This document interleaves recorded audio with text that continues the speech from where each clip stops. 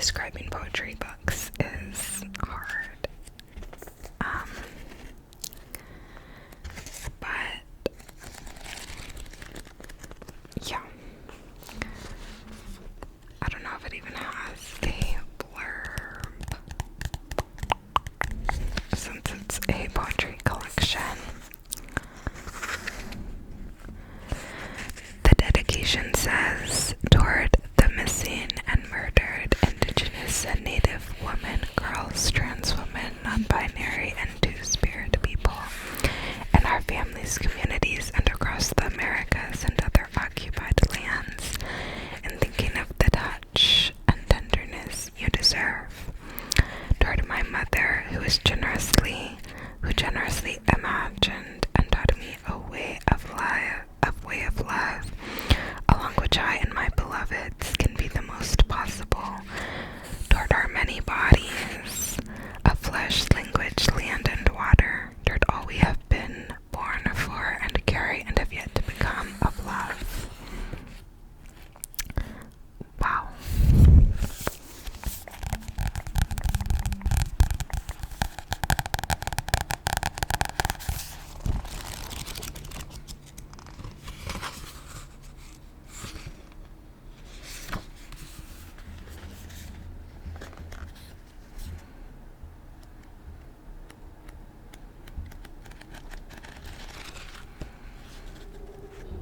I am singing a song that can only be born after losing a country.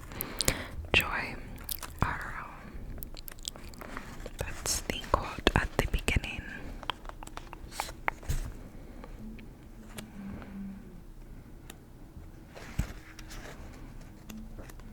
Oh, there's a quote from another author I know. There's a poem from Mama Darwish. We admitted that we were human beings and molded for love in this desert. I have a poetry book by that author. I just haven't read it yet.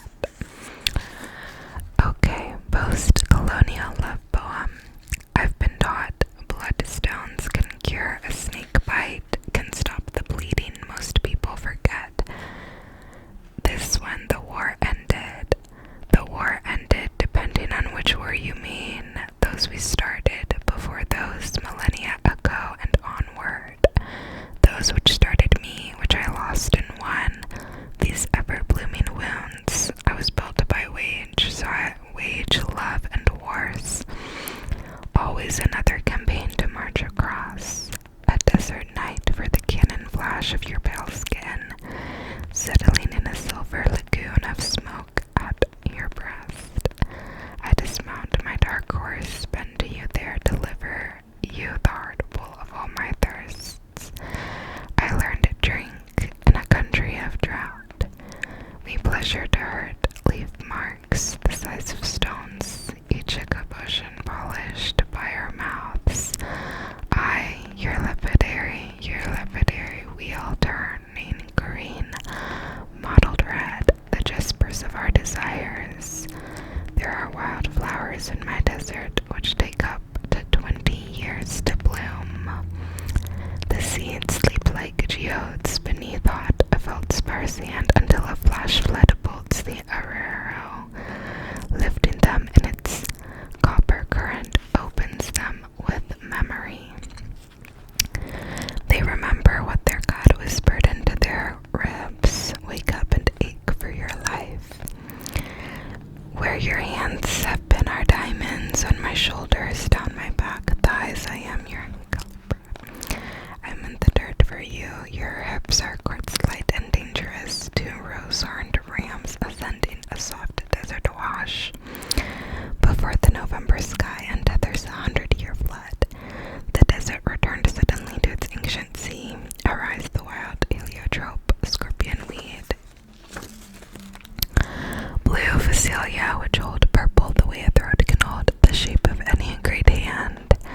Great hands is what she called mine. The rain will eventually come or not. Until then we touch our bodies like wounds. The war never ended and somehow begins again.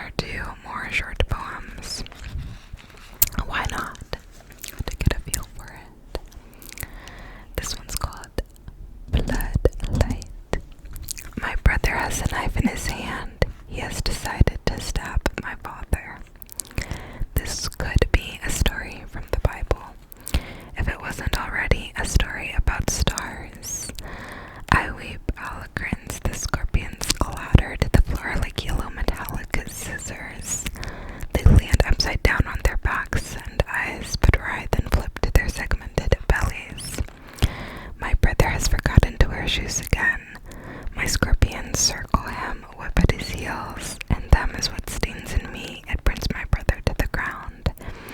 He rises, still holding the knife. My father ran out of the house. Down the street, crying like a lamplighter, but nobody turned their lights on. It is dark. The only light left is in the scorpions. There's a small light left in the knife, too. My brother now wants to give me the knife. Some might say my brother wants to stab me. He tries to pass it to me like it is a good thing. Like, don't you want a little light? Like the way Orion and Scorpius across all the black night past the sun. My brother loosens his mouth. Between his teeth are open red antlers. One way to open a body to the stars with a knife. One way to love a sister. To bleed light. So that's very intense. Very intense. I feel like there's a lot of metaphors in there. I do feel like there's a lot of words in this that I don't know how to pronounce. So I do apologize for any that I have mispronounced.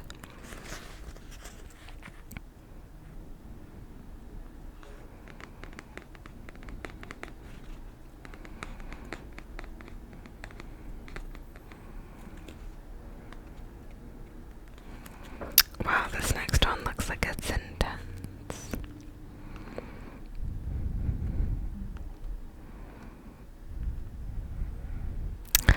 Ooh, the next one gets a little spicy. Okay, that's post-colonial love poem. I didn't realize I spent so much time there. The rest are all very like lighthearted, romance. So different vibe. So I had to get the original covers for the Summer I Turned Pretty books. So I have the like Target covers where it's just like a modern design, kind of like these, but it doesn't even have people on the cover. Like, it's just a design. Like, I don't know, there's like some pattern and that's it. But when I first read these books in middle school, I read them with these covers from the library, and now they have new covers with the actors from the Prime TV show. But I was like, I really want the original covers that I read when I first read and fell in love with the series in middle school. So I bought the other two in the original series, and I've reread those first two since then, since season 1 and 2 of The Summer I Turned Pretty show came out on Prime. Now season 3 is coming out this summer, and I wanted the third book, but I couldn't find the original cover in paperback anywhere, and finally I saw it on Bingo Books, so I had to get it. So I did. I love Jenny Han. I loved these books in middle school, and I also loved the To All the Boys I've Loved Before books by her, like the P.S. I Still Love You book, like with Lara Jean and Peter. And I'm actually watching the XO Kitty show right now. Well, I finished it. I already finished season 2. I binged it in like 2 or 3 sittings. But I loved season 1. I love season 2. I like the original movies too. The To All the Boys I've Loved Before movies, though I need to rewatch those. I feel like when those movies first came out, they shook everybody so bad. Like, everybody was like, oh my gosh, these are so great. And for me, it didn't shook me as much because I remember I loved the books and I didn't think the movies like were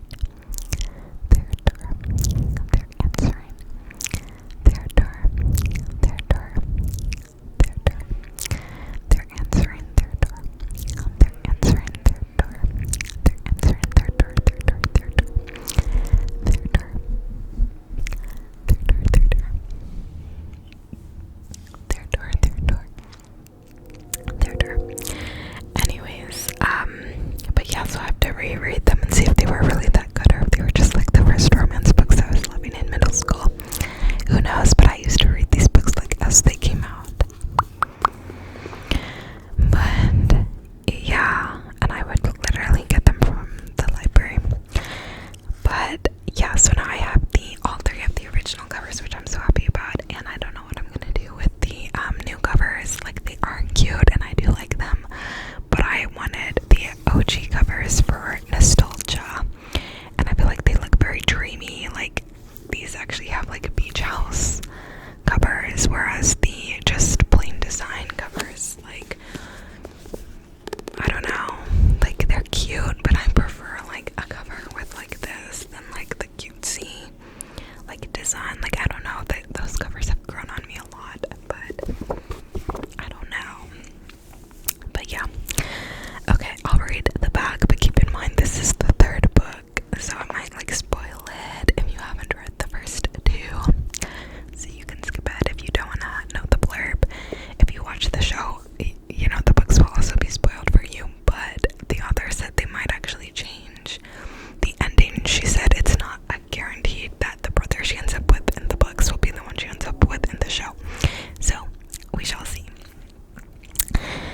The back says, if only summer could last forever. Her whole life, Billy has been in love with the Fishers. Susanna was like a second mother to her. Conrad was her first love, and Jeremiah was her first real boyfriend. Now, after 2 years, Jeremiah gets down on bended knee and offers Billy what she's always wanted, to be Billy Fisher. As Jeremiah and Billy head back to Cousins Beach to plan their wedding, Conrad comes home to tell Billy he made a mistake when he broke her heart. Now Billy must confront her feelings for Jeremiah and Conrad and face the truth she's possibly always known. She will have to break one of their hearts. The drama in these books, I don't think I'll ever get over that in these books. Like, one of them is her first crush, one of them is her first time like doing the deed, and then one of them is her, you know, the one she marries. So it's like back and forth. Like, I don't think I'll ever get over that. It's low-key funny. We have a Lynn Painter book. This is a really popular romance author. I haven't read anything by her yet, but I have her book, Betting on You. And it looks really good, the Betting on You one. But I don't know, I just haven't read it, you know, but I really want to. But I see people talking about this one a ton, like more than that one, so I'm like, okay, let me read the popular one, whatever. Classic case of me having a book by an author that I haven't read, and that I really want to read but haven't read, and then me seeing another book by them and being like, actually, that looks so good, and getting it even though I haven't read the first book I have by them, to know if I even like their writing style. Like, who knows? But yeah,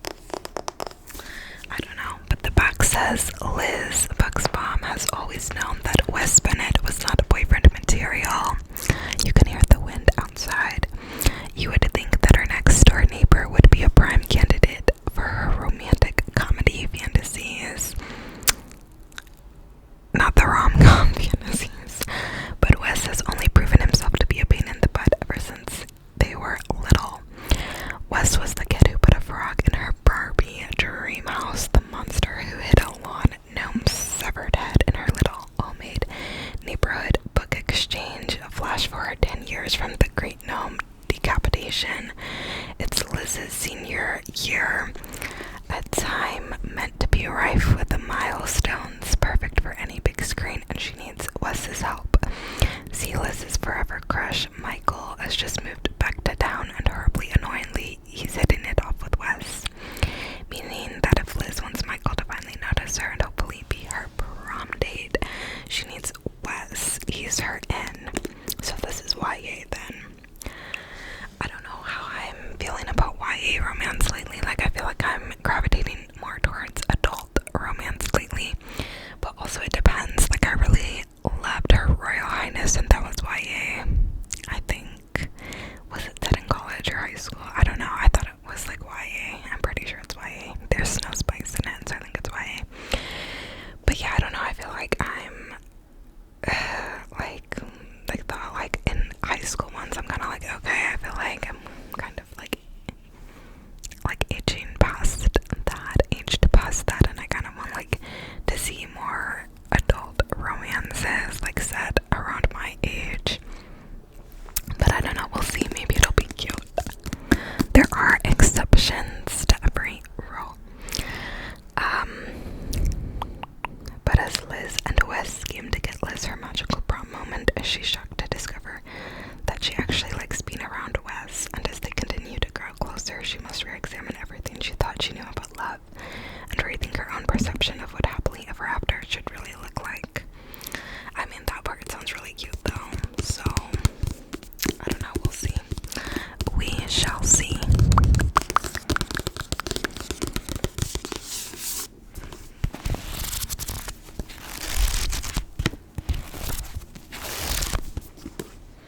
And then we have Act Year. Oh wait, I wanted to show one more thing. I noticed in the inside, I feel so frazzled. This is what happens when I try to film a video when I get back from work. Like, I feel like I've talked to people all day, whatever. It's dark outside. It's -8 today. Like, I'm so cold. I was so irritated. I had to go to work today, and I feel like I'm just not functioning at my best today because, like, it's literally -8, and I feel like in nature, like, we're supposed to be able to rest during this time, and so the fact that we have to, like, go out and, like, get a jolt to our system of, like, -8 Fahrenheit,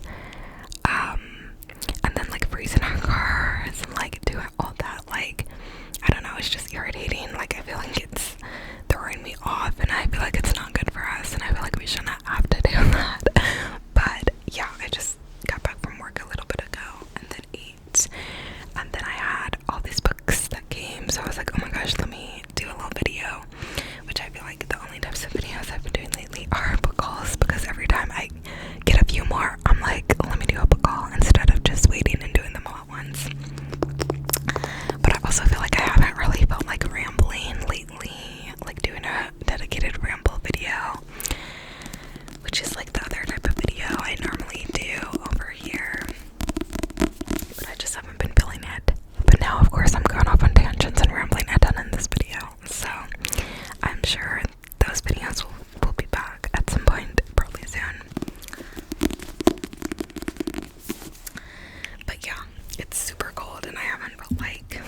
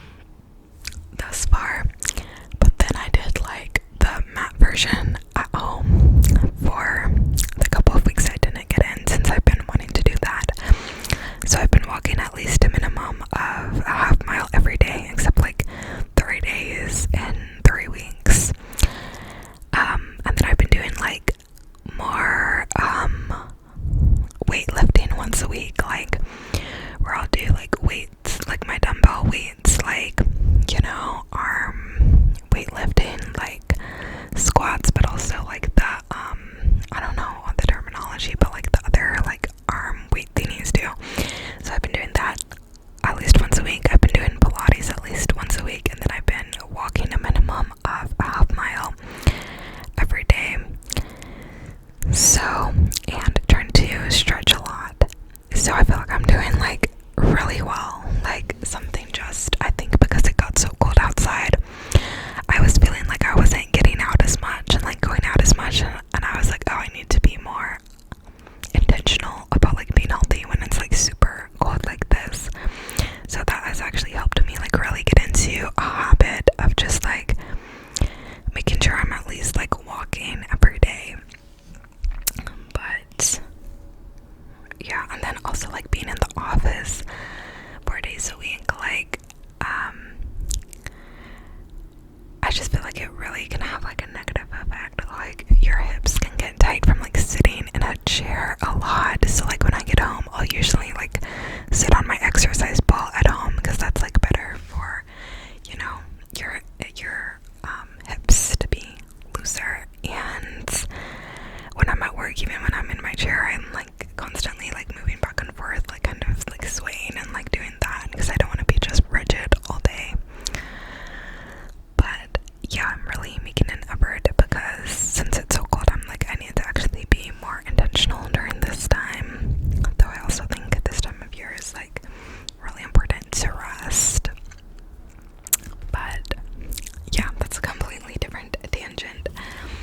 But yeah, anyways, what I was gonna show was, I see it has She Gets the Girl. I see it has She Gets the Girl. In here, it must be from the same publisher or something, and I really liked this book. This is She Gets the Girl is a really good queer book. So yeah. But and then I have one more. I have At Your Age, Eve Brown by Talia Hibbert. This I've seen a lot from this author and also from Lynn Painter, but also from Talia. Like I've seen a lot of like books. I feel like this is a popular romance author as well. And yeah, the cover is cute. Again, it's one of those cutesy covers.